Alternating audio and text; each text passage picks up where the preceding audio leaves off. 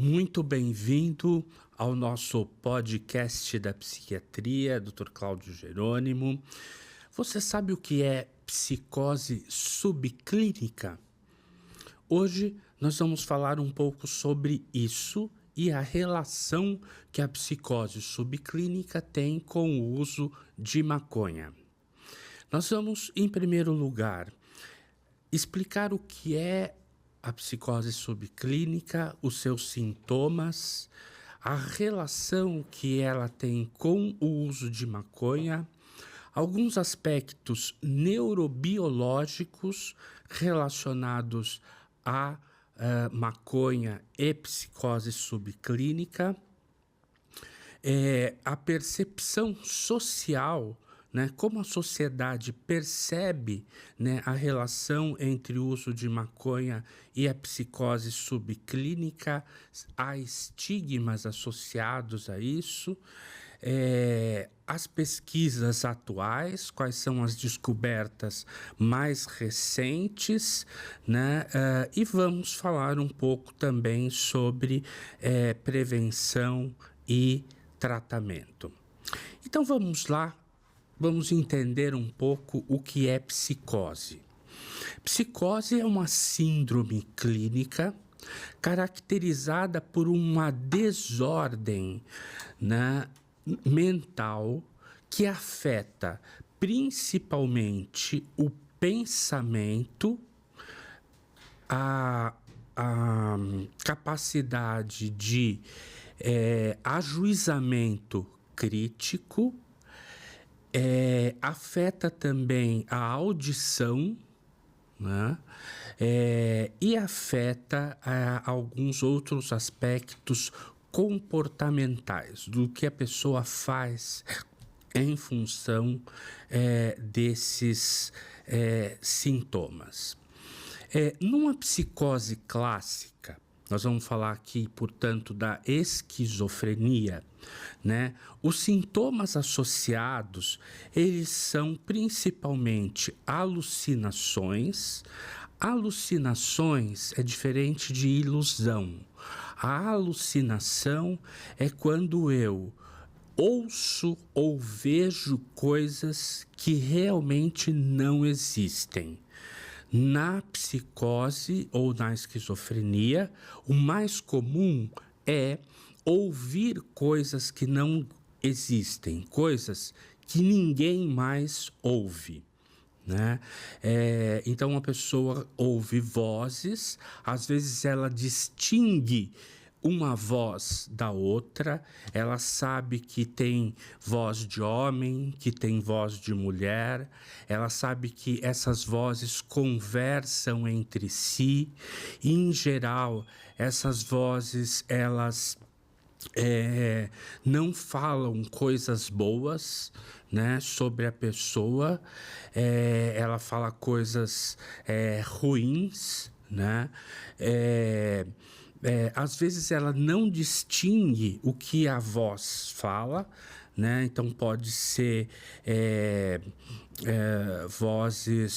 várias vozes falando ao mesmo tempo e que ela atribui, né, um significado a essas vozes, né? Então esse é a alteração psicopatológica relacionada à audição.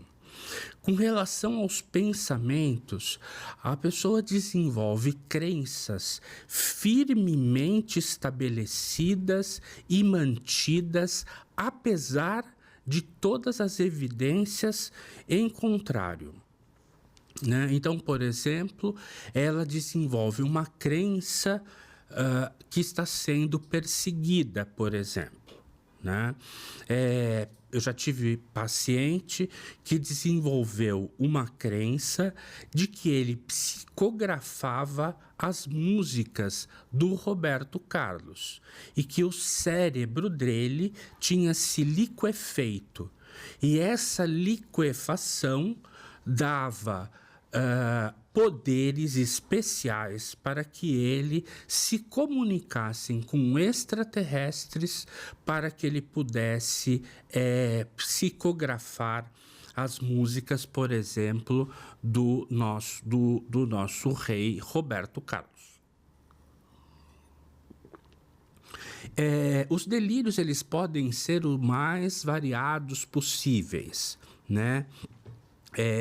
Às vezes a pessoa pensa, ouve voz e acha que é de alguém que está caçoando dela, que está menosprezando, ou que está realmente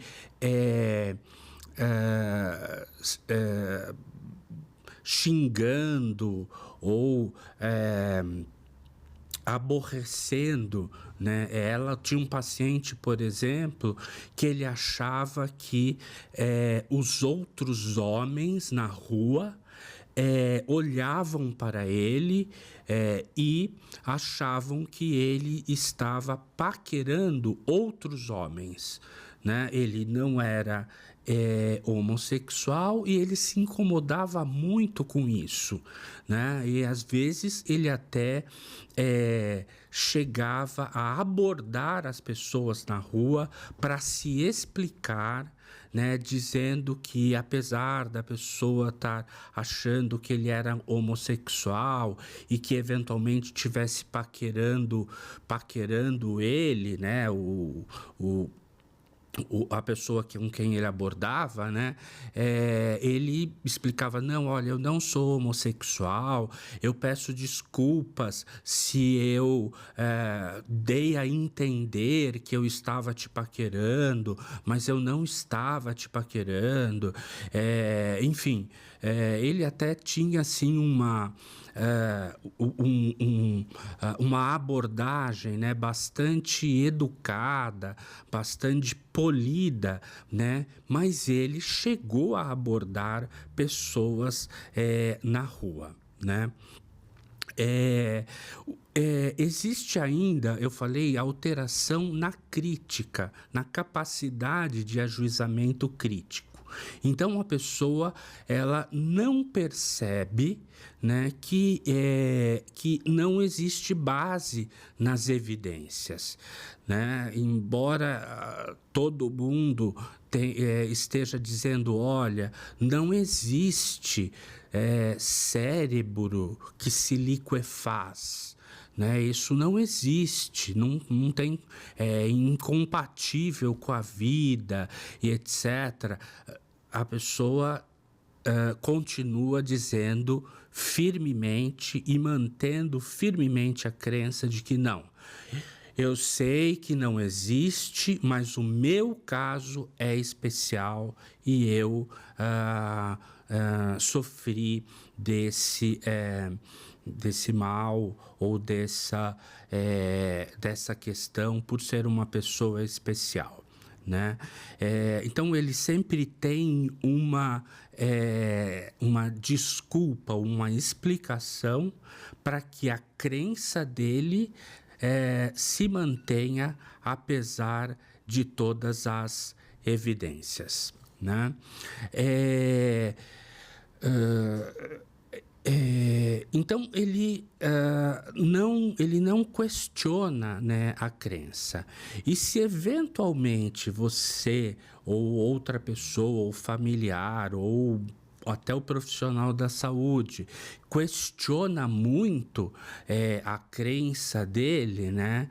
Ele começa a desconfiar da própria pessoa, achando que ela faz parte do grupo de perseguidores que querem usufruir ou desacreditar, né, do poder especial que ele tem, né?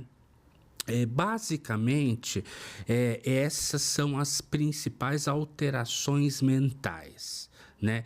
Isso, obviamente, pode levar a alterações comportamentais. Como eu falei, eu tive um paciente que ele abordava as pessoas na rua, né? Eu tive um outro paciente que brigou com alguém no ponto de ônibus porque achou que estava falando mal dele, né? Às vezes o comportamento é desorganizado, né? A pessoa não consegue dar conta das coisas que ela tem para fazer, ela deixa os estudos, deixa o trabalho, porque isso passa a fazer parte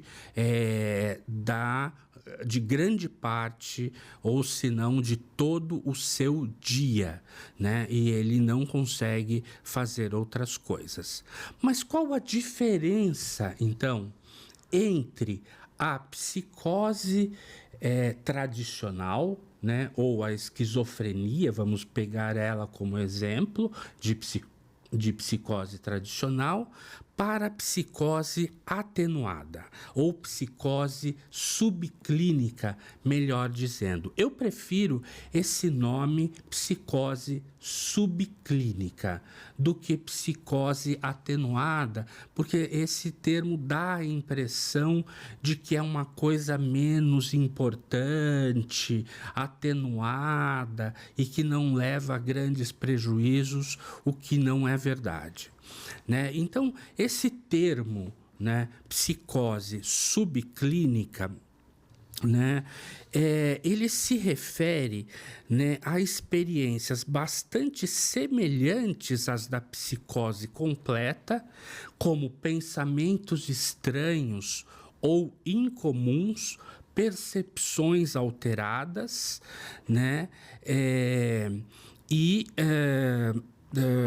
a pessoa mantém, né, uma consciência, né, de que essas percepções e que essas alterações, ou que esses pensamentos incomuns, né, são verdadeiros, e ela se mantém também firmemente crente de que isso é verdade e de que as evidências não são suficientes para, enfim, desabonar, né, o que ela está sentindo. A psicose subclínica, ela pode ser um primeiro estágio, né, uma psicose preliminar, né, de um quadro psicótico pleno, né? Mas ela também pode se manter nesse padrão por muito tempo, né? Eu costumo até escrever um artigo, tem lá no meu blog, no meu site, né? Em que eu digo que essas psicose subclínica, né, ela é caracterizada às vezes não por um delírio, mas por uma ideia, de referência, né? Por uma ideia prevalente, que a gente chama, né? Que é uma ideia que fica fixa o tempo todo, que não cede ao argumento lógico, né? Ou às vezes até a gente pode encontrar o que a gente chama de ideias deliroides. Qual a diferença entre essas coisas, né? A ideia prevalente, né, é aquela ideia que fica martelando, né, na cabeça da pessoa, que é uma ideia incomum, que as outras pessoas não validam ou não acreditam, né? Mas a pessoa acredita firmemente e isso fica tomando grande parte, se não todo o dia da pessoa, né? E os pensamentos deliroides são pensamentos semelhantes, se não iguais, aos pensamentos delirantes, né? Por exemplo, olha, tem gente me perseguindo, vindo atrás de mim, querendo fazer alguma coisa contra mim e etc. A diferença da ideia deliroide é que ela cede ao argumento lógico. Então, quando eu pergunto para a pessoa assim, olha, quais as evidências que você tem de que tem alguém te seguindo? né? Que tem alguém atrás de você. Você viu alguém no trânsito te seguindo atrás do seu carro, um carro? Você viu alguém nas redes sociais te mandando mensagens com conteúdo persecutório? Você eh, eh, recebeu ou percebeu a sua casa sendo rodeada, né, ou assediada, né, por algum perseguidor, né, ou por que alguém estaria te perseguindo, por qual motivo, o que você fez, né? A pessoa começa a refletir sobre isso e diz: realmente isso pode não ser verdade. Eu acho que isso pode ser alguma coisa da minha cabeça, talvez eu esteja supervalorizando algumas experiências, mas acho que ela começa a ficar em dúvida a respeito daquele pensamento, né? Mas logo depois, passado algum tempo, às vezes alguns minutos, algumas horas, né, ela volta a pensar do mesmo jeito e você precisa de novo questioná-la e tentar trazer a realidade. Então, no pensamento deliroide, a crítica ela é parcialmente prejudicada, ela não é totalmente prejudicada, né? Na psicose subclínica acontece isso. Ao invés de um delírio firmemente estabelecido e de um delírio clássico, a pessoa tem uma ideia prevalente, né? Ou às vezes ideias autorreferentes, né? Ela acha que tudo que acontece em volta, né, se refere a ela. Então, o ônibus que passou, a pessoa que chegou no ponto de ônibus, né, o carro que buzinou enquanto ele passou. Por exemplo, eu tinha um paciente que dizia assim: olha, por que toda vez que eu paro no posto e desço para a loja de conveniência de determinado posto, alguém na rua passa e buzina? Eu digo: mas é toda vez? Ele falou assim: olha, eu não sei se todas as vezes, mas assim, já aconteceu isso pelo menos 2 vezes, né? E depois eu fui fazer um teste e aconteceu de novo de uma buzina. De ouvir uma buzina. Eu perguntei: essa buzina era dentro do posto, na rua do posto? Ele falou assim: não sei, não era tão perto, era uma buzina meio ao longe, mas era uma buzina e se referia, portanto, a mim, porque eu desci e entrei dentro do posto de conveniência, dentro da loja de conveniência do posto, né? Numa cidade como São Paulo, né, num bairro extremamente populoso, é natural que você tenha alguma buzina, né, que alguém esteja buzinando. Pode não ser nessa rua, pode não ser no posto, mas na rua de trás, na outra, ou mais ao longe, né, alguma buzina você pode ouvir, né? Será que não é isso? Ele disse: não. É justamente na hora que eu entrei dentro da loja de conveniência e era um teste que eu estava fazendo, né? De modo que o teste se mostrou positivo, né? Então, às vezes ele tem essas ideias de autorreferência, né? Às vezes as pessoas também na psicose subclínica começam a fazer relação entre coisas que não têm uma relação clara ou não tem nenhuma relação. No artigo que eu escrevi, por exemplo, eu conto uma história de um paciente usuário de maconha né, que ao discutir com ele, ao refletir com ele sobre o uso de maconha dele, ele começou a discutir sobre política, né, e dizer que havia um movimento político de direita que era contra a maconha e etc. Até aí tudo bem, né? Ninguém é verdade isso. Existe realmente, né? Um movimento ou as pessoas mais posicionadas mais à direita, né, do ponto de vista político, são pessoas que são contra, né, a legalização da maconha ou que falam mal de quem usa maconha, às vezes tem até preconceito, né, com quem usa maconha.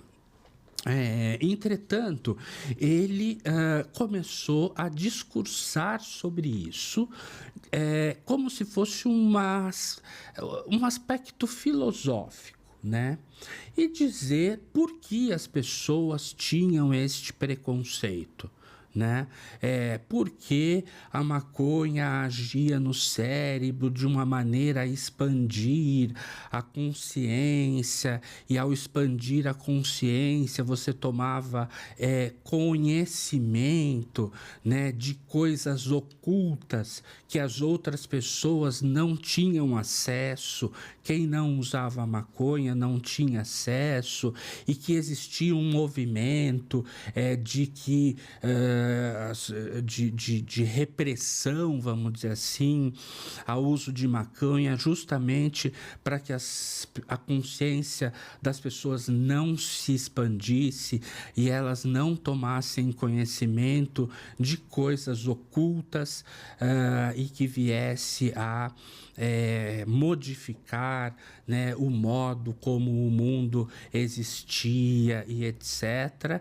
E aí ele viu em cima do minha estante, assim, né, tem de enfeite um globo terrestre, né? E aí ele começou fazer uma relação com o globo terrestre, né? Ele veja como existe, né, esse movimento, que é um movimento mundial. Até o senhor tem aqui, né, um globo terrestre que representa, né, o mundo contra esse movimento de uso de maconha e etc. E aí ele começou a falar coisas que realmente não faziam sentido. Mas às vezes, né, essas pessoas eles começam a fazer uma reflexão filosófica que até pode parecer a quem não entende ou aos mais desavisados, né, uma reflexão válida. Ele começa a citar filósofos, ele começa a citar, por exemplo, Platão, Sócrates. Esse meu paciente começou a citar um filósofo moderno chamado Edgar Morin, que nunca discutiu nada a respeito de maconha. Eu conheço bastante, né, esse filósofo Edgar Morin, né, tenho todos os livros dele, estudei isso, né, não tem nenhuma correlação. Mas para quem não entende, né, ou quem não conhece esse filósofo, poderia parecer verossímil o que ele estava falando. Então essas pessoas às vezes têm argumentos, né, que os familiares ou as pessoas do entorno não conseguem desconstruir, simplesmente porque ele começa a trazer reflexões filosóficas que não são propriamente conectadas, né, como se fora uma tese, né, defendendo uma tese, né, inclusive bem fundamentada, né, com referências que são falsas, né, que não são verdadeiras. Né?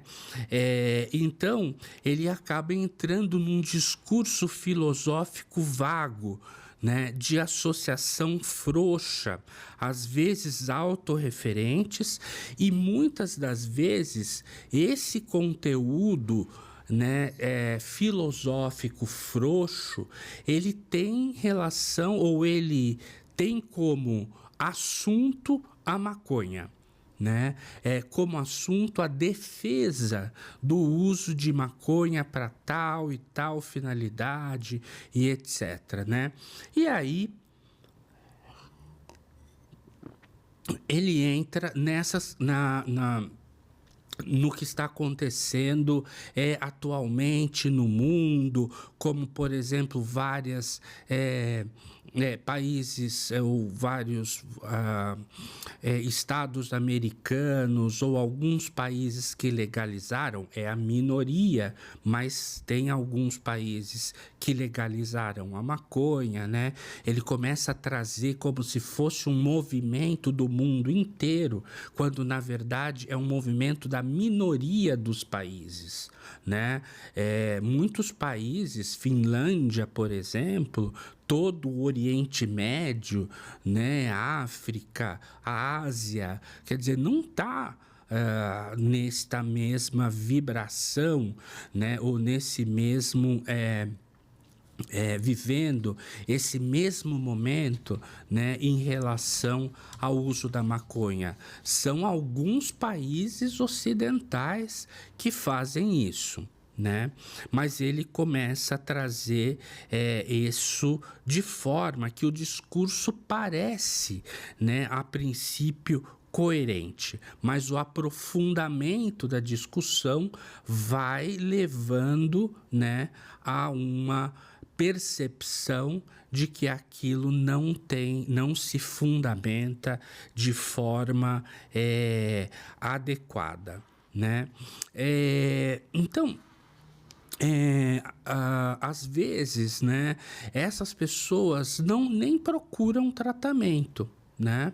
Elas às vezes até são consideradas pessoas que militam, né, a respeito da maconha, que tem uma teoria por trás. Veja, eu não estou dizendo que todo mundo que defende a legalização da maconha, né, tenha psicose subclínica. Isso seria ridículo, né? Porque a prevalência de psicose subclínica é uma prevalência pequena, né? Não é uma prevalência alta, né? Mas existe sim pessoas que às vezes estão nesse estado, né? E que tem discurso vago, né, a respeito do uso da maconha, né? Então, essa correlação, né, entre coisas que não têm correlação, né, ou que tem uma correlação frouxa, né, a gente chama de tecnicamente, né, a gente chama de desagregação do pensamento. Né? Quem tem psicose clínica, às vezes tem uma desagregação frouxa, mas não uma total desagregação. Né? Aquele paciente que eu falei para vocês no início, que ele dizia para mim que o cérebro se liquefez, que existia um extraterrestre e que os extraterrestres se comunicavam com ele, né? Então, e que ele psicografava a música do Roberto Carlos, ele fez aqui 3 correlações que não tem nada a ver. Uma coisa é existir ou não extraterrestre. Outra coisa é o que aconteceu no cérebro dele, que na ideia dele tinha esse liquefeito. E um terceiro assunto são as músicas do Roberto Carlos. Que relação que essas coisas têm? Nenhuma. É zero correlação. Então, a isso a gente chama de pensamento desagregado. É um pensamento totalmente desagregado que faz relação com coisas que realmente não existem. Né? Mas quem tem a psicose subclínica, às vezes ela faz essa correlação, mas é uma correlação frouxa, né? Ele não consegue se aprofundar nisso, e se você se aprofundar, você percebe que realmente não tem correlação, e às vezes se configura realmente um pensamento desagregado. Essas pessoas raramente têm alucinações na psicose subclínica, né? Então, ela não ouve vozes, né? Porque ouvir voz é um sinal muito claro, né, de que a pessoa não está bem, de que a pessoa tem alguma doença e de que ela está psicose. Não precisa ser médico para perceber que uma pessoa que diz que está ouvindo uma coisa que não existe, né, que essa pessoa não esteja bem, ou até que ela tenha um quadro psicótico. Então, às vezes, o diagnóstico é muito fácil. Não precisa ser médico nem profissional da saúde para fazer esse diagnóstico. Qualquer um faz, né? Às vezes a família já leva para o consultório ou para o serviço de saúde dizendo assim: olha, ele começou a falar que está ouvindo determinadas coisas que não existem, né? Ele está num quadro psicótico, né? A família já fala isso, né? Então, é fácil, né? Mas na psicose subclínica não tem isso, né? Então, a pessoa não é claramente, né, alguém que esteja alterada, né, ou doente, né, às vistas das pessoas mais leigas, né? Às vezes ela passa por uma pessoa até mais inteligente que as outras, porque ela tem uma reflexão ou tem um pensamento, né, de cunho filosófico, que vai fazendo relações de filósofos, etc., que ela nem estudou, né? Mas que ela faz, e para quem aí está menos desavisado, isso pode parecer verossímil, né? Então, isso que é psicose subclínica, né? Agora, eu vou entrar nessa questão assim, né? Como né, que essa psicose se relaciona, né, com o uso de maconha? Né? Como que a psicose subclínica se relaciona com o uso de maconha? Então, o tetrahidrocannabinol, né, o THC, é o principal composto, né, psicoativo aí da maconha. E ele que é o responsável, né, pelo risco e pelos sintomas psicóticos. Não são os outros canabidióis, né? A gente tem estudo até que outros canabidióis, eles protegem, né, de psicose, ou eles têm até um efeito neuroprotetor, né? Mas não é suficiente na maconha para prevenir, né, o risco de psicose, justamente porque a maconha atual, nós sabemos, tem altos índices de THC e baixos índices de outros canabidióis, né, por modificações que vêm acontecendo ao longo do tempo. Existem, a gente sabe, pessoas com maior ou com menor vulnerabilidade a desenvolver psicose subclínica quando usam maconha. Né? De onde vem essa vulnerabilidade, né? Eu acho que essa vulnerabilidade ela é genética, né? Mas também pode ser ambiental, né? Vamos dizer que a pessoa tenha aí muitos problemas, vamos dizer assim, na vida, né? Ou sei lá. Vou citar aqui um exemplo, né? Alguém que sofreu uma injustiça, né? E que foi acusado injustamente de um comportamento que ela não cometeu, né? Isso pode ser um fator, né? De risco, né, para a psicose subclínica em usuários de maconha. Mas tem também os aspectos genéticos, né? Nós sabemos que tem uma área que se chama epigenética, né, que estuda, né, o impacto do ambiente ou das coisas relacionadas ao ambiente na expressão do gene, né? Então, a epigenética diz o seguinte, olha, às vezes nós podemos ter no nosso genoma, né, genes, né, que dão uma fragilidade maior, né, para o desenvolvimento de quadros psicóticos.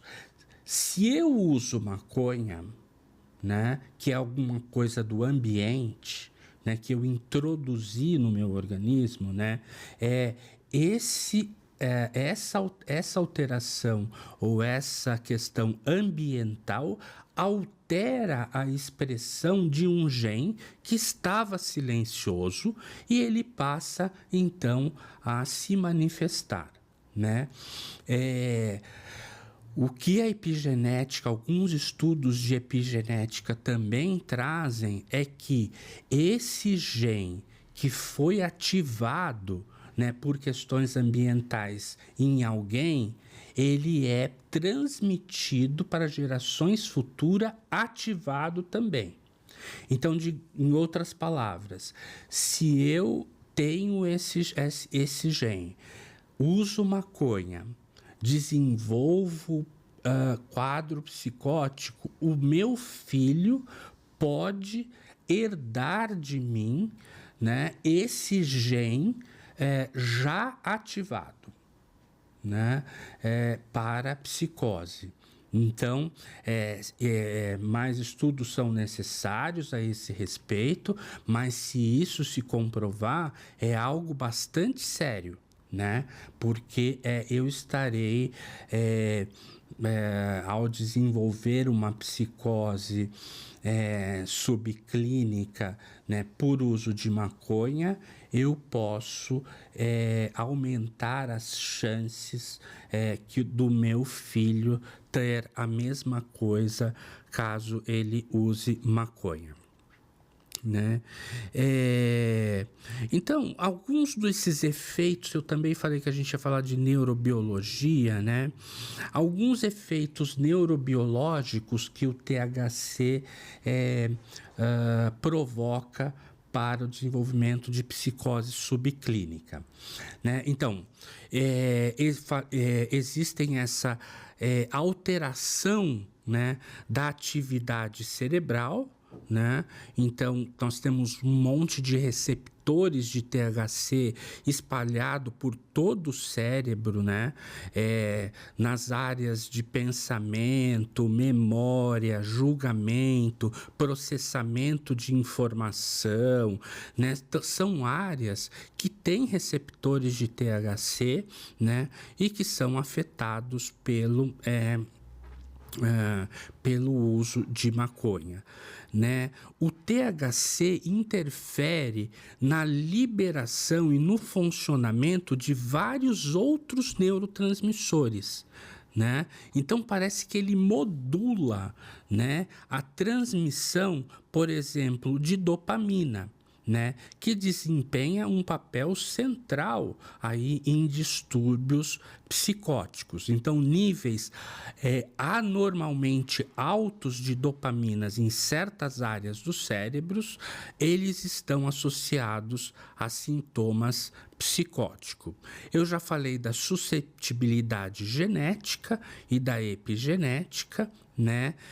Do uso durante o desenvolvimento do cérebro. Então, tem muitos estudos que mostram isso. Não sou eu que estou dizendo e inventando aqui. Existem muitos estudos, é só ir lá no PubMed, no Google Scholar, que você vai encontrar artigos que falam que o uso da maconha na adolescência, quando o cérebro está ainda em formação, né? Isso pode ter efeitos mais significativos e duradouros, incluindo risco aumentado para psicose subclínica, né? Já que esse período do cérebro, né, na fase de desenvolvimento da adolescência, é um período crítico para o desenvolvimento cerebral, né? Uma desregulação também do sistema endocannabinoide. Então, a maconha atua diretamente nesse sistema endocannabinoide que eu falei que está no nosso cérebro, né? A gente tem receptores para os canabinoides no nosso cérebro. E a perturbação desse sistema provoca um desequilíbrio, inclusive em outros neurotransmissores cerebrais, né? Desequilibrando funções relacionadas à cognição, pensamento e juizamento crítico e outras coisas, né? Agora, para finalizar, né, eu queria falar um pouquinho qual que é a percepção social, né, entre o uso da maconha e a psicose clínica. O primeiro aspecto é a desinformação, né? Primeiro, as pessoas não sabem o que é psicose subclínica, diferente da psicose tradicional ou da psicose clássica, né? As pessoas não conseguem identificar porque os sintomas são mais sutis, como eu falei, né? E, portanto, elas são desinformadas a esse respeito, né? Elas não sabem também a relação que a maconha tem com com esta alteração cerebral chamada de psicose subclínica.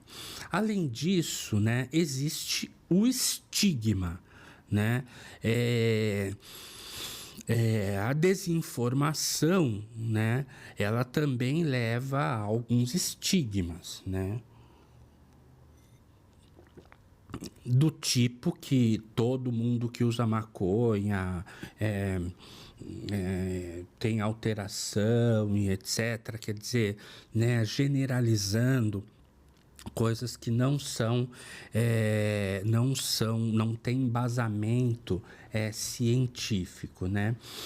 A gente sabe que o número de pessoas que desenvolve psicose por uso de maconha é menor do que o número de pessoas que usa maconha, né, e não desenvolve psicose, né? Agora, eu também já disse aqui em outras circunstâncias e repito, né?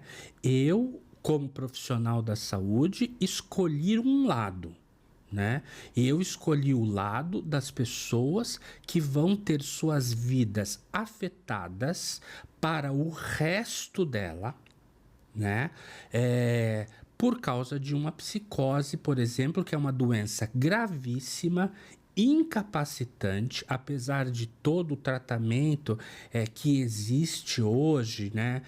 E a gente tem aí medicamentos que ajudam muito, né, na psicose, fazendo com que a pessoa tenha uma vida aí muito próxima, né?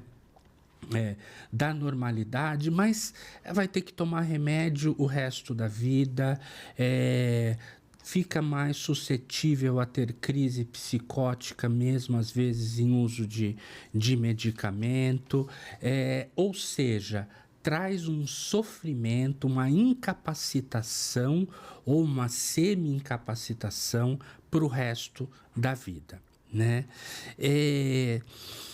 O outro aspecto social importante que eu queria trazer aqui é a questão da normalização do uso de maconha. Eu já falei isso em outros episódios, né? Mas com a legalização em vários lugares, em vários países, né? E a crescente aceitação social, né, da maconha, fazem com que algumas pessoas subestimem, né, os riscos potenciais associados ao seu uso, né, incluindo o desenvolvimento de psicose subclínica. É o que eu chamei em outros podcasts de baixa percepção de risco. Né? Então, a normalização do uso leva a uma maior aceitação e a uma baixa percepção de risco. Né? A preocupação com a saúde mental dos jovens, né? Então, mesmo nos países que legalizaram, né, a maconha, existe uma preocupação sobre o efeito do uso da maconha na saúde mental dos jovens, né, especialmente considerando que o cérebro continua se desenvolvendo até o início da idade adulta. Né? Então, esse é um aspecto social importante, né? Porque existe uma preocupação, né, social de maneira geral com isso, né? Os pais, por exemplo, né, com a legalização da maconha, ficam muito inseguros, né? Nos países que legalizaram a maconha, né? Que no Brasil não, mas nos países que legalizaram a maconha, os pais ficam muito inseguros, né? Porque os adolescentes, embora seja proibido o consumo por adolescente, né?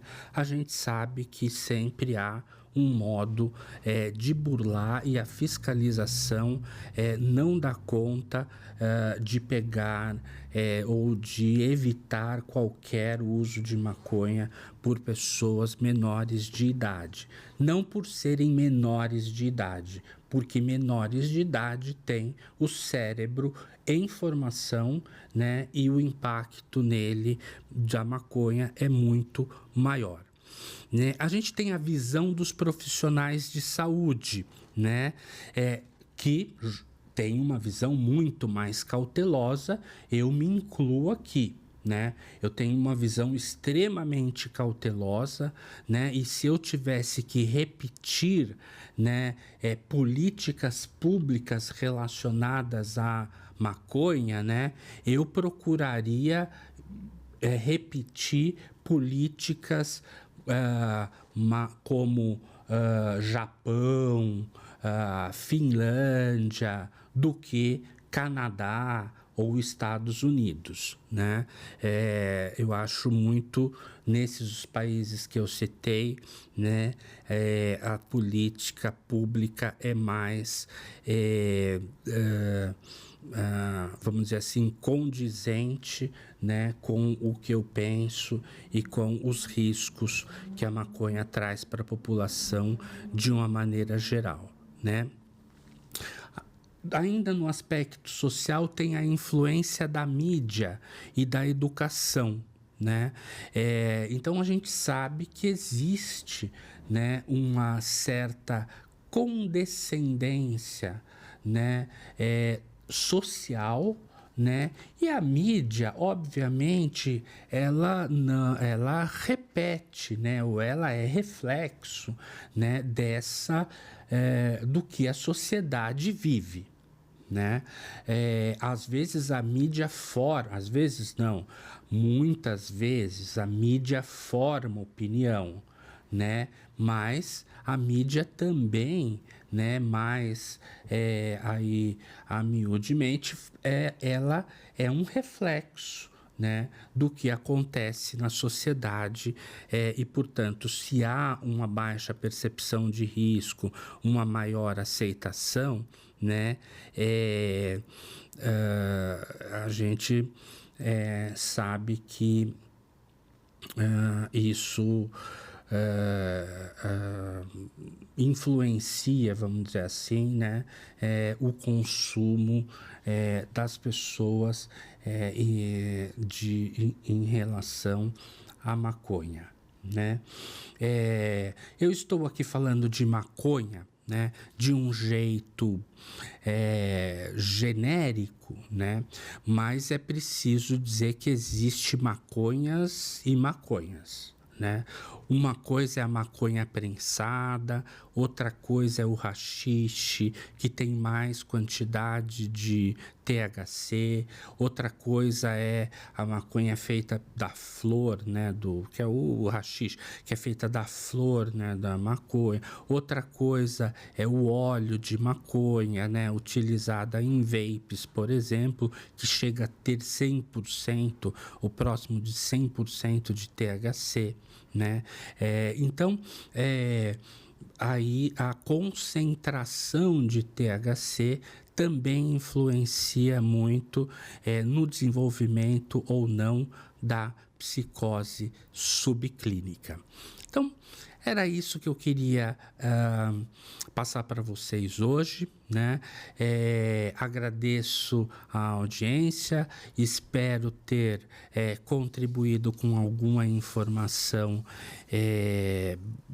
de relevância e nova para alguns, embora isso já é mais conhecido do que foi antigamente, há uns 5, 8 anos atrás, assim, ninguém sabia muito sobre psicose subclínica. Hoje, felizmente, isso está mais difundido e eu quero aqui contribuir para a difusão desse conhecimento ainda um pouco mais.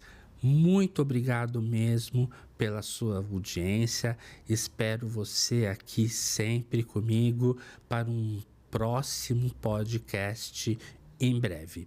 Até mais. Tchau, tchau.